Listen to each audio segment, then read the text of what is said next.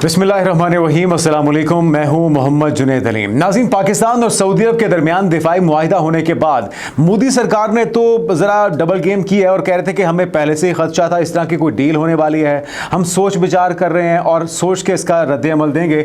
लेकिन जो गोदी मीडिया है ना, उसकी चीखें सातवें आसमान को सुनाई दे रही हैं, वहां तक पहुंच रही हैं।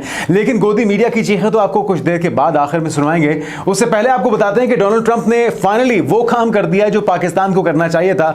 वो सबूत दे दिए पूरी दुनिया के सामने एक एक करके, क्योंकि पहले वो सिर्फ तस्करा कर रहे थे और उसको खुद ही भारत की तरफ से, भारतीय मीडिया की तरफ से बेनिफिट ऑफ डाउट दिया जा रहा था अपने आप को कि जी डोनाल्ड ट्रंप ने 6 तैयारे गिरने का जिक्र किया लेकिन किसी मुल्क का नाम तो नहीं लिया। तो अब फाइनली उनकी तरफ से मुल्क का नाम भी ले लिया गया है, तैयारे की मालियत भी बता दी है और साथ में उन्होंने ये भी बता दिया कि इंडिया किस तरह से डबल गेम कर रहा है और हकायक को छुपा रहा है। क्या कहना है डोनाल्ड ट्रंप का, पहले वो सुनिए। Just like India and Pakistan, we're going to end up in a nuclear war if I didn't stop them. You know, it's sort of strange. I saw they were fighting. Then I saw 7 jets were shot down. I said, that's not good. That's a lot of jets, you know. $150 million planes were shot down. A lot of them. 7, maybe more than that. They didn't even report the real number. तो नाज़रीन, आपने सुना है कि किस तरह से Donald Trump की तरफ से एक तो तादाद बता दी गई कि 7 तैयारे गिरे हैं, फिर उन्होंने तैयारे की मालियत भी बताई है कि $150 मिलियन का ये तैयारा बहुत ज़्यादा मालियत का है, बड़ा खर्चा हो गया। अगर साथ में कहा कि हकायक सही नहीं बता रहे, इंडिया की तरफ से बताए जा रहे, तोड़ मरोड़ के पेश किया जा रहा है। तो फाइनली डोनाल्ड ट्रंप की तरफ से भांडा फोड़ दिया गया बीच चौराहे और पूरी दुनिया को बता दिया गया है कि ये तैयारे भारत ही के थे और उनका कितना नुकसान हुआ है। अच्छा नाज़रीन, अगली खबर है बहुत ही अहम, एक बड़ा झटका लगा है भारत को। ईरान में एक बंदरगाह जिसका तमाम तर जो खर्चा था वो भारत ने उठाया था और उसके ऊपर जो बहुत ज़्यादा फ़ायदा उसे करना था ट्रेड के ज़रिए, और इस बंदरगाह की आड़ में आपको याद होगा हाल ही के अंदर जो इंडिया की इन्वॉल्वमेंट नज़र आई है ईरान के अंदर जासूसी के लिए, उसकी वजह से भी ईरान और भारत के जो ताल्लुकात हैं वो ख़राबी का शिकार हुए थे। लेकिन अब फाइनली चाबहार पोर्ट का जो एक इस्तिस्ना था, अमेरिका की तरफ से इस वेवर को हटा लिया गया है और इससे बहुत बड़ा माली झटका पहुँचने जा रहा है भारत को। खबर क्या है पहले वो आपके साथ शेयर कर देते हैं। तो नाज़रीन, खबर के मुताबिक अमेरिका ने ईरान की चाबहार पोर्ट पर भारत को दी गई पाबंदियों से इस्तिस्ना यानी कि वेवर को खत्म कर दिया है।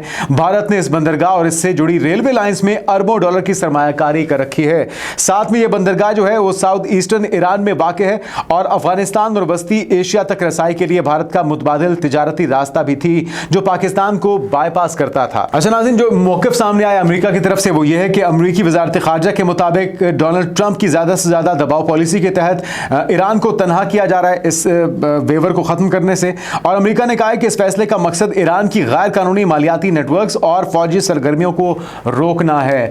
तो वो जो लोग ये समझ रहे थे कि बर्थडे की मुबारक देने से या एक टेलीफोन कॉल से दोबारा से ताल्लुकात बहाल होने जा रहे हैं, टैरिफ हटने जा रहे हैं, ऐसा कुछ भी नहीं है। डोनाल्ड ट्रंप की नाराज़गी ख़त्म नहीं हुई और उसने अपने इन हालिया 2-3 फैसलों से ये फिर से इस चीज़ को रीबिल्ड कर दिया है, इस चीज़ को पक्का कर दिया है कि भारत की दाल गलने वाली नहीं है कम से कम आने वाले कुछ महीनों या कुछ सालों में। अमेरिका ने कहा है कि इस फैसले का मकसद ईरान की गैर कानूनी मालियाती नेटवर्क्स और फौजी सरगर्मियों को रोकना है। जाहिर बात है कि ईरान को भी जो एक फ़ायदा पहुंचने वाला था वो उस मकसद से भी उसे रोकना है। पहले यूएस स्टेट डिपार्टमेंट ने अफगानिस्तान की तमीरनों की खातिर महदूद इस्तिस्ना दिया था, लेकिन अब ईरान की रूस से ताल्लुकात और मशरिक़ वस्ता में किरदार की वजह से इस इस्तिस्ना को ख़त्म किया जा रहा है। तो भारत के जो नुकसानात इससे क्या हो सकते हैं वो भी सुन लीजिए। पाबंदियों के बायस नाज़रीन भारतीय कंपनियों के लिए माली लेन देन और सप्लाई चेन बहुत पेचीदा हो जाएगा।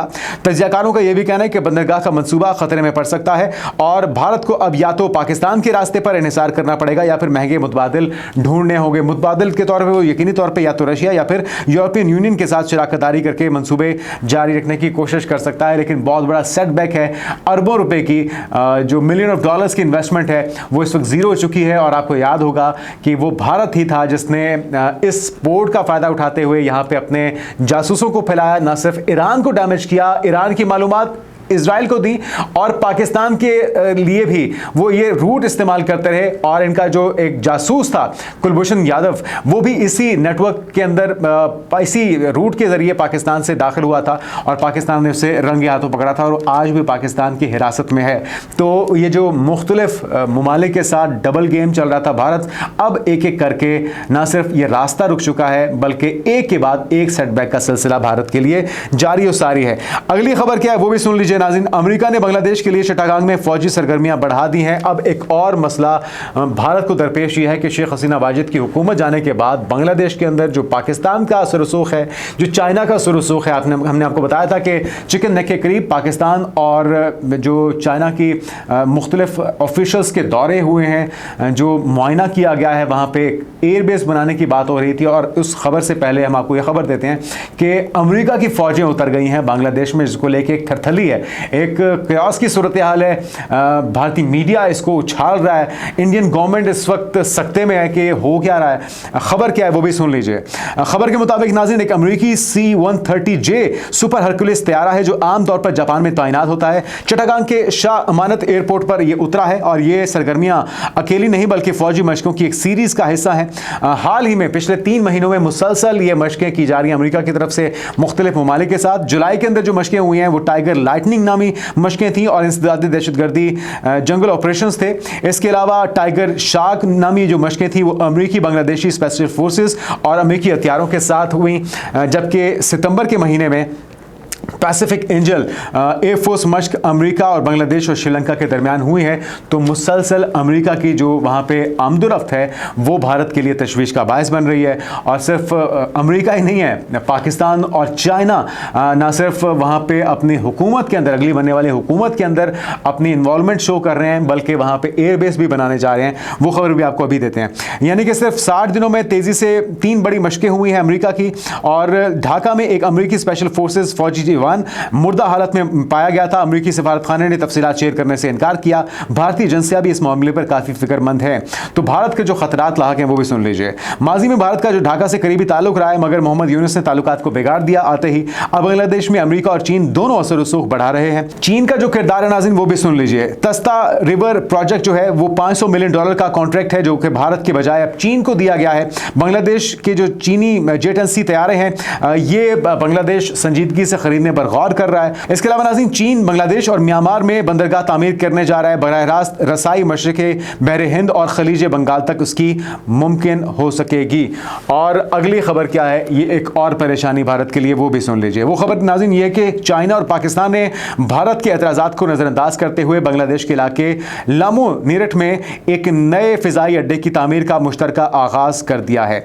और ये पेशरफ्त खित्ते में तीनों ममालिक के गहरे ताल्लुकात को, स्ट्रेटेजिक ताउन और बदलती इलाकाई सूरत हाल की अक्कासी करती दिखाई दे रही है। जबकि भारत इस मंसूबे पर तशवीश का इजहार ऑलरेडी कर चुका है। और ये इकदाम जनूबी एशिया में बीजिंग, ढाका और इस्लामाबाद के दरमियान बढ़ती हुई स्ट्रेटेजिक हमआहंगी को उजागर करता है। तो अपने पंजे गाड़ चुका है पाकिस्तान भी, चाइना भी और अमेरिका भी अपनी इन्वॉल्वमेंट शो कर रहा है बांग्लादेश के अंदर। क्योंकि अगर इसको इसी तरह से भारत के रहमो करम पर छोड़ दिया तो फिर वही होगा कि ना सिर्फ वहाँ पे करप्शन का दौर दौरा होगा, बल्कि वहाँ पे लोगों के हालात ज़िंदगी उसी तरह से वर्स्ट होते जाएंगे। और एक ऐसी मैशत जो कि उभर के सामने आ रही है, उसके अंदर पोटेंशियल है, उसको मोदी सरकार अपने लिए टिश्यू पेपर के तौर पे इस्तेमाल करेगी और फिर फेंक देगी। अगली खबर की तरफ आते हैं नाज़रीन, और अगली खबर बहुत ही अहम है और वो ये कि एक बार फिर से अमेरिका बहादुर की एंट्री होने जा रही है अफगानिस्तान में। ये एक ऐसी चीज़ है जिसके ऊपर पाकिस्तान को भी अपनी आंखें खुली रखनी है, क्योंकि ये इतना स्मूथली नहीं हो जाएगा। ऐसा नहीं है कि अमेरिका ने कह दिया और वो उन्हें प्लेट में रख के तालिबान ये एयरबेस वापस दे देंगे, क्योंकि उनको जहेज़ में तो मिली नहीं थी अमेरिका को, ना ही नेटो फोर्सेस को। अब वो छोड़कर जा चुके हैं। 20 साल उन्होंने अपने दर्जनों हजारों फौजियों को मरवाया, वहां पे लोगों को खंडरात की जिंदगी में, स्टोन एज में दोबारा भेज दिया। और आज जब वहां पे तबाहल इंफ्रास्ट्रक्चर को छोड़कर नेटो फोर्सेस गई हैं, तो अब ट्रंप साहब को दोबारा ख्याल आया कि बगराम एयरबेस वो दोबारा से लेना चाहते हैं। वजह क्या है वो भी सुन लीजिए। अच्छा नाज़रीन, खबर के मुताबिक डोनाल्ड ट्रंप ने कहा है कि अफगानिस्तान में बगराम एयरबेस का कंट्रोल दोबारा हासिल करने के लिए काम कर रहे हैं, जो दुनिया के सबसे बड़े एयरबेस में से एक है, जहां से चीन अपने जोहरी हथियार तैयार करता है। इससे सिर्फ 1 घंटे के फासले पर वाक़ है। तो ये असल मुद्दा है। अब बुनियादी तौर पे चाइना पे नज़र रखने के लिए, क्योंकि चाइना का, पाकिस्तान का और अफगानिस्तान का बॉर्डर यहाँ पे आपस में मिलता है, और जिस जगह बगराम एयरबेस वाक़ है उससे चंद ही किलोमीटर के फासले पर न्यूक्लियर फैसिलिटी या न्यूक्लियर जो प्लांट हैं चाइना के वो मौजूद हैं। और उसके ऊपर नज़र रखने के लिए और एक थ्रेट के तौर पर अमेरिका दोबारा से बगराम एयरबेस का चार्ज संभालना चाहता है, लेकिन ये मुमकिन ही नहीं है कि आप बगराम एयरबेस तो हासिल कर लेंगे, बाकी अफगानिस्तान में आपकी पेशरफ या आपकी इन्वॉल्वमेंट ना हो। तो ये एक यकीनी तौर पे तशवीश की एक ख़बर है जो कि पूरे ख़ित्ते के लिए बायस तशवीश है। बगर जो ऑलरेडी हम देख रहे हैं कि तालिबान की जो हुकूमत है उसके अंदर बहुत सारे फ्लॉज हैं, वहाँ से अब भी दहशतगर्दी और दरअंदाजी जो है वो पाकिस्तान को डिस्टर्ब कर रही है। तो हमें देखना होगा कि किन टर्म्स एंड कंडीशन के ऊपर ये मामला आगे बढ़ते हैं ना। साथ में नाज़रीन, ये तारीखी सोवियत दौर में तामीर होने वाला एयरबेस है, अगर थोड़ी सी इसकी डिटेल आपके साथ शेयर करें फिर आगे बढ़ते हैं। 11 सितंबर 2001 के हमलों के बाद अमरीकी अफवाज का मरकज़ ये रहा है और ये 2021 में अमरीकी इनखला के बाद ये बेस जो है तालिबान के कब्जे में चला गया और ट्रंप ने कहा है कि हम इसे वापस लेने की कोशिश कर रहे हैं और इसकी वजह चीन के करीब इसकी स्ट्रेटेजिक अहमियत को करार दिया गया है। ट्रंप के मुताबिक हम ये बेस वापस चाहते हैं। साथ में नाज़रीन, DGISPR की तरफ से अभी हालिया जो इनका इंटरव्यू था जो आप देख भी रहे होंगे गुज़िश्ता रोज़ एक नशाती इदारे को दिया गया, जिसमें वो तादाद बताई गई है 4 लाख से ज़ायद छोटे हथियार हैं, इसमें कई इसमें गाड़ियां हैं, इसमें ट्रक्स हैं, इसमें बख्तरबंद गाड़ियां हैं, इसमें हेलीकॉप्टर हैं, इसमें जेट्स हैं, जंगी तैयारे भी शामिल हैं। तो ये सारा वो वेपन्स हैं, ये साजो सामान है जो कि तालिबान के इस्तेमाल में है और तालिबान इसको दहशतगर्दाना कार्रवाइयों के लिए इस्तेमाल कर रहे हैं और इसको महफूज नहीं किया जा सका। तो पाकिस्तान ने ये फैक्ट्स दुनिया के सामने रखे कि जी ये सारा कुछ जो इस वक्त तालिबान के इस्तेमाल में या TTP के इस्तेमाल में है, ये पाकिस्तान में दहशतगर्दी के खिलाफ इस्तेमाल हो रहा है और ना सिर्फ पाकिस्तान के अंदर दहशतगर्दी के लिए इस्तेमाल हो रहा है बल्कि दीगर रीजन्स में भी इसके इस्तेमाल होने के खतरात या खदशात मौजूद हैं। तो अमरीका अब क्या करना चाह रहा है ये यकीनी तौर पर आने वाला वक्त बताएगा, लेकिन उसने अपनी ख्वाहिश का इजहार कर दिया है कि वो बगराम एयरबेस का चार्ज दोबारा से चाहते हैं। नाज़रीन, इसके अलावा नाज़रीन आपको जाते जाते अब एक खबर देते हैं। एक तो वज़ीर आज़म शहबाज शरीफ सऊदी अरब से तारीखी और यादगार जो मुआहिदा है दोनों ममालिक के दरमियान दिफाई मुआहिदा वो करके UK गए हैं। UK में उनकी अहम मुलाकातें होंगी, फील्ड मार्शल आसिम मुनीर भी उनके हमरा हैं और उसके बाद फिर वो US जाएंगे। अमेरिका में न्यूयॉर्क में अक़वाम मुत्तहिदा की सलामती कौंसिल का जो 79वां इजलास है उसके अंदर शिरकत के लिए वो जा रहे हैं। ना सिर्फ उस मौके पर वो पाकिस्तान का मौक़िफ़ खुल के उससे बयान करेंगे, जो इजरायली जारियत है, गज़ा पे मज़ालिम है, उसका तज़किरा होगा, पाकिस्तान के मौक़िफ़ से दुनिया को बावर कराया जाएगा।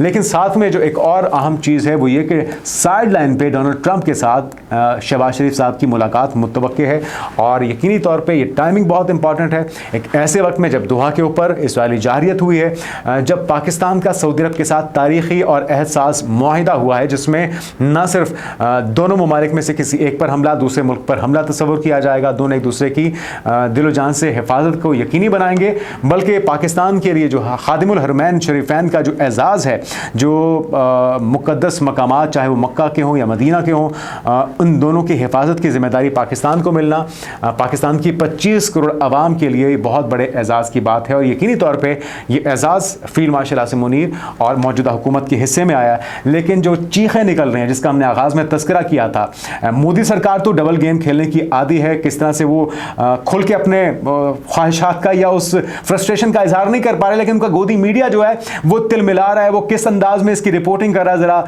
थोड़ा सा एक झलक दिखाते हैं। वैसे तो एक लंबी फहरिस्त है लेकिन हम सब कुछ आपको दिखा नहीं सकते, तो जरा मुख्तसरन देखिए गोदी मीडिया की चीखें।